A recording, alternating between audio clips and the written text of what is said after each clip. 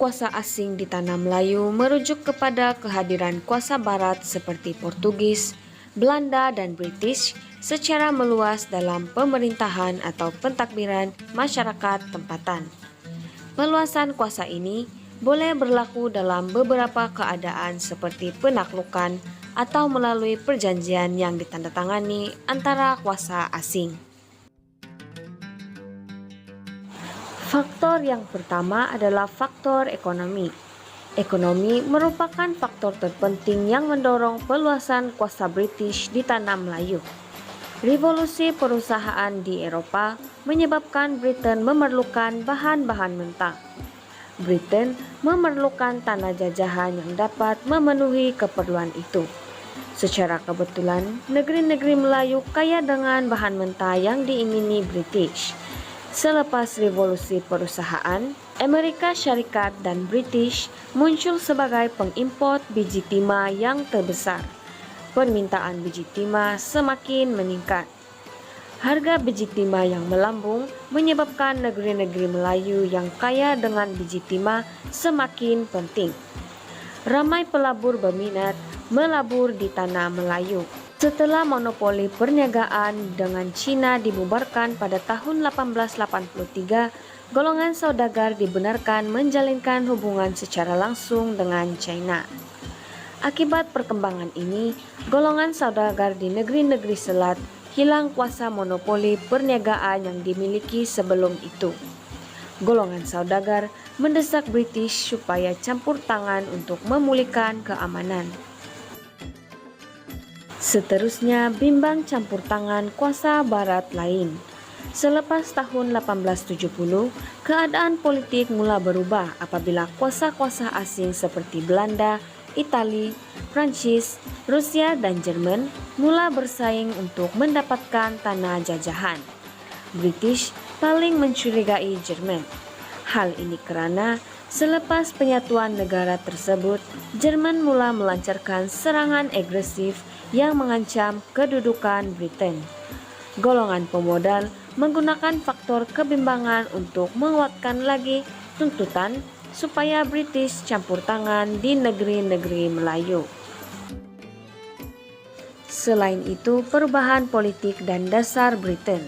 Selepas kerajaan Parti Konservatif di bawah kepimpinan Benjamin Disraeli yang menyokong dasar imperialisme meletakkan jawatan pada tahun 1868, diambil alih oleh William E. Gladstone, yaitu Parti Liberal. Pada tahun 1874, Gladstone dijatuhkan hukuman dan digantikan semula dengan Benjamin Disraeli. Pelantikan Lord Kimberley sebagai setiausaha di pejabat tanah jajahan dan Edward Knatchbull sebagai setiausaha rendah parlemen menyebabkan munculnya golongan baru yang menyokong dasar perluasan kuasa melindungi kepentingan British di seberang laut. Clark diarah untuk meneliti keadaan yang berlaku di negeri-negeri Melayu bagi memulihkan keamanan serta mengekalkan kepentingan perdagangan British di negeri-negeri Melayu. Di samping itu, pembukaan terusan Suez. Revolusi perusahaan di Eropa telah menghasilkan banyak rekaan baharu yang membantu memudahkan perdagangan Eropa untuk datang ke Asia Tenggara. Kapal berkuasa uap yang mempercepatkan perjalanan ke Asia Tenggara dan boleh membawa lebih banyak barang dagangan. Terusan Suez yang menghubungkan Laut Merah dengan Laut Mediterranean dapat memendekkan perjalanan laut di Britain ke tanah Melayu. Penciptaan kapal uap dan pembukaan terusan Suez telah dapat memendekkan perjalanan antara timur dan barat serta menjimatkan masa dan kos perjalanan ke Asia Tenggara. Faktor yang terakhir adalah keadaan huru-hara di negeri-negeri Melayu. Negeri-negeri Melayu berada di dalam keadaan huru-hara. Raja tidak berkuasa penuh di atas pembesar. Keadaan huru-hara disebabkan oleh perebutan kuasa antara para pembesar Melayu, pergaduhan antara kumpulan kongsi gelap, serta kegiatan lanun yang berleluasa di tanah Melayu.